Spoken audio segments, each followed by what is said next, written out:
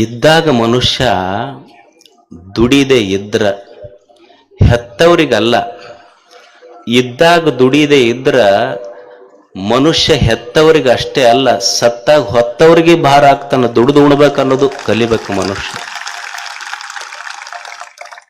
ನಮ್ಮ ನಾಯಕರು ಯಾರು ಅಂದ್ರ ಎಂತಿಂತ ಅಂಗಿ ಹಾಕೊಂಡು ಎಲ್ಲೋ ಕುಂತಿರ್ತಾರಲ್ಲ ಅವ್ರ ಹಿಂದೆ ಹೋಗ್ಬಾರ್ದು. ಕಾಯಕವೇ ನಮ್ಮ ನಾಯಕ, ಅವ ನಿಜವಾದ ನಾಯಕ. ಅಲ್ಲೊಬ್ರು ಅಮ್ಮವ್ರು ಕುಂತಾರಲ್ಲ, ಅವ್ರ ಹೆಸರು ರೆಮಾಬಾಯಿ ಅಂತ ಹೇಳಿ. ಅವ್ರು ನಿಮ್ ಕರ್ನಾಟಕದವರಲ್ಲ, ಇವರು ಬೇರೆ ಕಡೆಯಿಂದ ಕರ್ಕೊಂಬಂದಿನೋ ಅವ್ರು ಕೇರಳದ ಕೊಲ್ಲಂನವ್ರು. ಕೇರಳದ ಕೊಲ್ಲಂದಿಂದ ಬಂದಾರ ಅವರು. ಈಗ ನಮ್ಮಲ್ಲಿ 20-30 ಎಕರೆ ಹೊಲ ಇರ್ತೈತಿ, ಮಠಕ್ಕೆ ಬರ್ತಾರ. ಒಟ್ಟ ಕಣ್ಣಿಗೆ ಕಾಣ್ತೈತಿ, ಕೈಗೆ ಹತ್ತುದಿಲ್ಲ ನೋಡ. ಮತ್ ಇವ್ ಹೋಗಿ ಬೇರೆ ಕಡೆ ನಂಬರ್ ಹಚ್ಚಿ ಬಂದ್ರೆ ಇವನ್ ಕೈಯಾಗ ಹೆಂಗ್ ಬರ್ತೈತಿ, ಅವ್ರ ಕೈಯಾಗ ಹೋಗ್ತೈತಿ. ಅದು ಕಣ್ಣಿಗೆ ಕಾಣ್ತೈತಿಯಪ್ಪ, ಒಟ್ಟು ಕೈಗೆ ಹತ್ತುದಿಲ್ಲ. ಅದು ಎಷ್ಟು ಎಕರೆ? 20-25 ಎಕರೆ ಹೊಲ ಇಟ್ಟುಕೊಂಡು ನಾವೇನಂತೀವಿ, ಕಣ್ಣಿಗೆ ಕಾಣ್ತೈತಿ, ಕೈಗೆ ಬರುದಿಲ್ಲ. ಅವರು ರಮಾಬಾಯಿ ಅವರು, ಅವ್ರ ಹೈಸ್ಕೂಲ್ ಹೆಡ್ ಮಿಸ್ಟ್ರೆಸ್, ರಿಟೈರ್ಡ್ ಆದ್ರು. ಅವ್ರ ತಾಯಿ ತೀರ್ಕೊಂಡ್ರು. ರಿಟೈರ್ಡ್ ಆಗಿದ್ದು ನಿವೃತ್ತಿ ನಂತರ ಏನ್ ಮಾಡ್ಬೇಕು ಅನ್ನೋದು ಒಂದು ಸಮಸ್ಯೆ, ತಾಯಿ ತೀರ್ಕೊಂಡಿದ್ದೊಂದು ಮಾನಸಿಕ ಆಘಾತ. ಅವ್ರ ಮನಿ ಈ ಟೆರಸ್ ಅಂತೀವಲ್ಲ, ಮೇಲ್ಛಾವಣಿ 17 ಸ್ಕ್ವೇರ್ ಫೀಟ್ ಮೇಲ್ಛಾವಣಿ ಮೇಲೆ ಈ ಡ್ರ್ಯಾಗನ್ ಫ್ರೂಟ್ಸ್ ಅಂತ ಬರ್ತಾವ ನೋಡಿರಲಿ, ಕೆಂಪನ ಹಣ್ಣು ಇರ್ತಾವ ದೊಡ್ಡ, ಇಷ್ಟು ಅವು ಒಂದೊಂದು KG ಆಗ್ತಿರ್ತೈತ. ಮನಿ ಮೇಲ್ಛಾವಣಿಯ ಮೇಲೆ 50 ಬ್ಯಾರಲ್ ತೊಗೊಂಬಂದ್ರು. ಮಣ್ಣು ಹಾಕ್ಲಿಲ್ಲ, ವೇಸ್ಟ್ ಕಾಂಪೋಸ್ಟ್ ಎಲ್ಲ ಬಳಸಿ ಒಂದು ಕಬ್ಬಣ ಬ್ಯಾರೆಲ್ನೊಳಗೆ 2 ಗಿಡ ಹಚ್ಚಿದ್ರು. ಅಂದ್ರೆ 100 ಗಿಡ ಹಚ್ಚಿದ್ರು. ಒಂದು 17 ಸ್ಕ್ವೇರ್ ಫೀಟ್ ಅಂದ್ರೆ ನಿಮ್ 30-40 ಸೈಟ್ ಅನ್ಕೊಂಡ್ಬಿಡ್ರಿ, ಹೆಚ್ಚು ಕಡಿಮೆ. ಏನು ಒಂದು 100-200 ಫೀಟ್ ಹೆಚ್ಚು ಕಡಿಮೆ.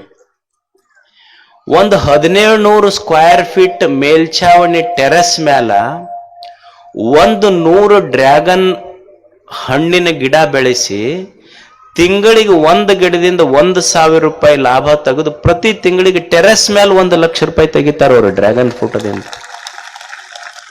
ಮತ್ತೀಗ ಹೊಲಗಿಲ್ಲ ಸ್ವಲ್ಪ ಮಾಡ್ಕೊಂಡಾರ, ಮತ್ ಬೇರೆ. ನಾ ಎದಕ್ ಹೇಳಕತ್ತೀನಂದ್ರ, ನಮಗ 20-30 ಎಕರೆ ಇದ್ದು ಹೊಲ ಬೆಳೆಯುವುದನ್ನೋರು ನಾವು ಒಂದು ಕಡೆ, ಮಣ್ಣ ಇಲ್ಲ, ಬರೇ ಗಿಡದ ತೊಗಟಿ ಆದು ಹಾಕಿ ಬ್ಯಾರೆಲ್ನೊಳಗೆ ಹೊಲ ಇಲ್ಲದೆ ಮನಿ ಮೇಲ್ಛಾವಣಿ ಬಳಸಿ 1 ಲಕ್ಷ ರೂಪಾಯಿ ತೆಗಿಯುವ ಜನನು ನಮ್ಮ ಕಣ್ಣೆದ್ರಿಗೆ ಅದರಲ್ಲ. ಅಂಥವ್ರು ನೋಡೋದ ಒಂದು ಹಬ್ಬ ಅಷ್ಟೇ.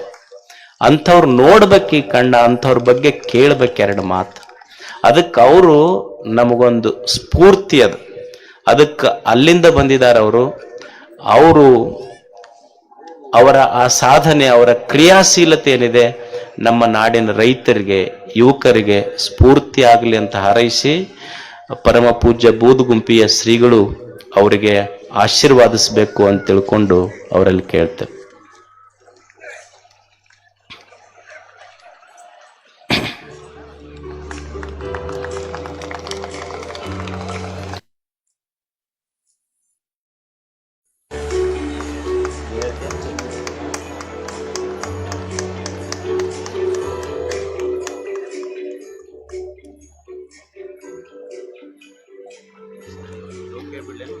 ಹೇಳ್ರಿ, ಈಗ ಯಾರ್ದೈತಿ ನೆಕ್ಸ್ಟ್? ಜಗದೀಶ್ ಇವ್ರ ನಮ್ಮವ್ರಿಗೆ ಸನ್ಮಾನ ಅದ. ಇಲ್ಲಿ ತೋರ್ಸ್ ಮುಗಿತು. ನೋಡಿದ್ರಲ್ಲ,